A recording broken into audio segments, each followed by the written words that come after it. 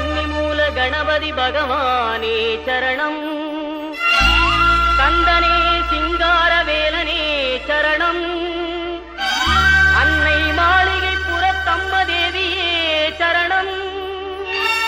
ஹரிகரசுதன் ஐயன் ஐயப்ப சுவாமியே சரணமையப்பா.